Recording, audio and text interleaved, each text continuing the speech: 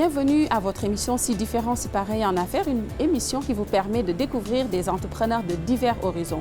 Aujourd'hui, nous allons à la rencontre de Madame Sandra Nadeau de Mille et Une Noix, mais tout de suite, allons voir Madame Mélanie Alain de Sabeigne.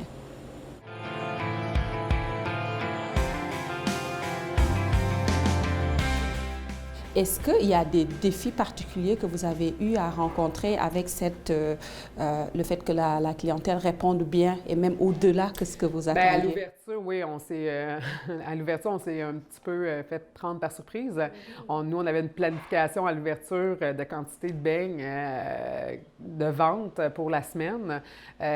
Puis dans les premières semaines d'ouverture, là, on vendait cette prévision-là hebdomadaire en 4 heures le samedi matin. Donc, il a vraiment fallu s'ajuster, il a fallu embaucher, il a fallu changer certains équipements aussi au niveau de la cuisine.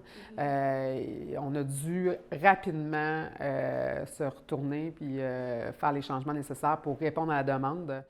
Puis pourquoi avez-vous choisi de vous installer au centre-ville de Sherbrooke? C'est vraiment une question d'opportunité. À la base, les propriétaires ici avaient le bloc déjà disponible.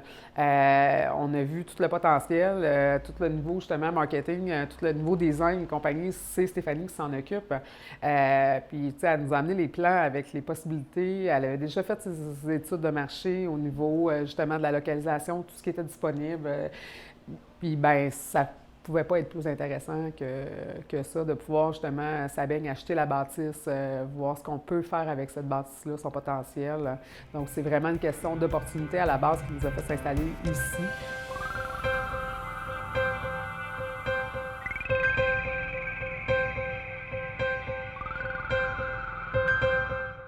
Vous voulez nous parler un peu plus là, du départ de cette belle entreprise? Mille et Une Noix, ça fait 6 ans qu'on est en affaires, mais ça a débuté sous le nom de Les Jardins La Palmeraie, parce que notre premier produit, c'était des dattes farcies aux noix. Mais comment est-ce qu'on a débuté? En fait, c'est vraiment, là, une fois, moi, j'ai une petite famille, donc quand mes enfants ont grandi, mon mari avait son emploi stable, tout le monde a été placé, je me suis dit, OK, maintenant, c'est à mon tour de suivre ma passion, puis de faire quelque chose dans lequel je vais pouvoir me réaliser encore plus.